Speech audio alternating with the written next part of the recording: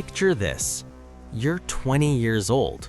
You're on a plane with your best friends, your rugby teammates. You're laughing, shouting, thinking about the game in Chile. Life is perfect. Then, in a heartbeat, the floor disappears. The air turns into a wall of ice. 1 second, you're joking about a beer. The next, the guy in the seat next to you is literally sucked out into the sky. No goodbye, just gone. The tail of the plane is ripped off like a soda can top. You hit the mountain at 200 miles per hour. Metal screams, bones snap, and then silence. Welcome to the Andes, 13,000 feet up. You're alive, but trust me, in about 3 days, you're gonna wish you weren't. When the snow settles, the scene is a goddamn horror movie. People are impaled by seats. Others are crying out for mothers who can't hear them. But here's the kicker. The survivors, they aren't survival experts. They aren't Navy SEALs. They're just kids. They've got no heavy coats, no mountain gear. They're wearing loafers and blazers. In the Andes, when the sun goes down, the temperature drops to 40 degrees below zero. That's not just cold, that's your eyeballs freeze shut kind of cold. They huddle inside the broken fuselage of the plane, stacking suitcases to block the wind. They're using the seat covers as blankets. Every night is a lottery where the prize is just waking up the next morning. For the first few days, they're actually optimistic. Why wouldn't they be? They're looking for us, they say. The Uruguayan Air Force is on the way. They find a small transistor radio. They spend hours tinkering with it, praying for a signal through the static. On day 11, they finally get one. They hear a voice clear as day. The announcer says, "The search for the crashed Flight 571 has been officially called off." Imagine that punch in the gut. The world just gave up on you. You're legally dead. You're standing on a glacier looking at the sky, and you realize no one is coming. You are the only people left on Earth, and Earth is trying its best to kill you. Now, let's talk about the real villain of this story. It's not the cold, it's the stomach. Your body is a machine. At 13,000 feet, that machine is working overtime just to keep your heart beating. You're burning thousands of calories just by standing there. They searched the luggage and found a few bars of chocolate, a couple of tins of crackers, and a bottle of wine. They rationed it, 1 capful of wine and a sliver of chocolate per day. But by day 15, the cabinets are bare. There is nothing left but snow and rock. Have you ever been really hungry?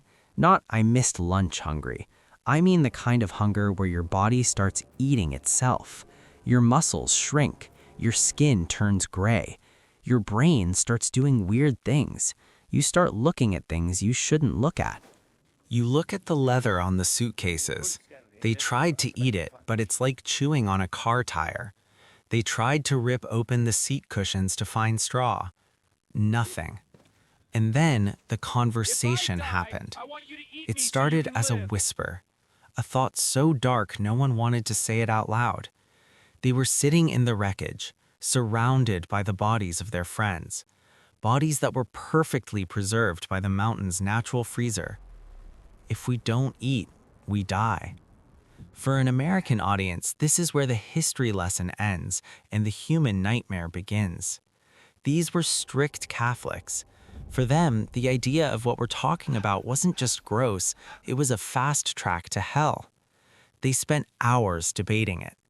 This wasn't a bunch of savages. This was a boardroom meeting in the middle of a graveyard. One of them, Roberto Canessa, a medical student, said it plainly. It's like an organ transplant. The souls are gone. This is just meat. If we don't use it, their deaths mean nothing. Another guy argued, if I die, I want you to eat me. I want to help you live. They made a pact, a body pact. But saying it is one thing. Doing it, that's where the soul breaks. Canessa was the first. He walked out into the snow with a piece of broken glass. He approached a body. His hand was shaking so hard he thought he'd drop the glass. Every instinct in his DNA was screaming, "Stop." He took a tiny matchstick-sized piece. He couldn't even look at it. He forced it down. He didn't turn into a monster. He didn't lose his mind. He just survived another hour. Eventually, one by one, the others followed. They had to. It was the only fuel available in the dead zone. But the mountain wasn't done with them, not by a long shot, because just when they thought they'd hit rock bottom, the mountain moved. On day 17, while they were sleeping in the fuselage, a massive avalanche slammed into the plane. It filled the cabin with snow in seconds. 8 more people died instantly. The survivors were buried alive for 3 days, breathing through small holes poked into the snow with a pole. When they finally dug themselves out, they saw a world that was even more desolate than before. But something changed in them. The avalanche was the final test. It was the mountain saying, "I will take everything from you." And the survivors? They said, "Not today." They realized that if they stayed in that plane, they were just waiting for the next avalanche to finish the job. They needed a plan. They needed someone to do the impossible. They needed to climb.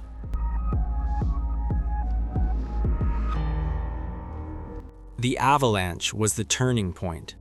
Before that, they were victims waiting to be saved. After that, they were warriors. They realized the mountain was a serial killer and it was coming back to finish the job. If they stayed in that fuselage, they were dead men walking. They needed to find a way out, but there was a massive problem. They were surrounded by peaks reaching 17,000 feet. They had no maps, no compass, and their bodies were basically running on empty. But they had Nando Parrado. Nando had lost his mother and his sister in the crash. He had nothing left but his own life, and he decided he was going to spend it trying to get home. But you don't just walk out of the Andes. You need gear. So they became MacGyvers of the frozen waste. They took the insulation from the plane's pipes and some copper wire to create a sleeping bag. Why? Because if you're caught outside at night without shelter, you're a popsicle in 20 minutes. On December 12th, day 61 of the nightmare, Nando Parrado, Roberto Canessa, and Byzantine stepped out. They looked back at the wreckage, their home, and started walking toward the massive wall of rock to the west. They thought Chile was just on the other side of the first peak. They were dead wrong. It took them 3 brutal days just to reach the summit. When Nando finally crawled to the top, he expected to see green valleys and cities. Instead, he saw more mountains, hundreds of them, endless white peaks as far as the eye could see. It was a soul-crushing moment. Most people would have just sat down and let the cold take them right there. But Nando turned to Canessa and said, "We may be walking to our death, but I'd rather die walking toward my mother than waiting here." They sent Byzantine back to the plane to save rations, and the two of them, 2 guys who could barely stand, started a 10-day trek that defies every law of biology.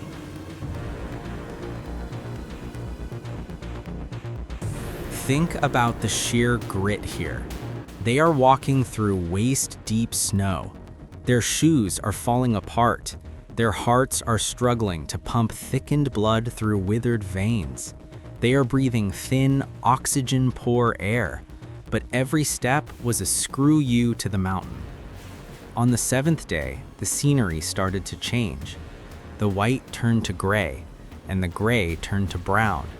They saw a patch of grass, then a flower, then a stream. They weren't just walking across land, they were walking back into the world of the living. On the 9th day, they reached a river. They were exhausted, skeletal, and hallucinating.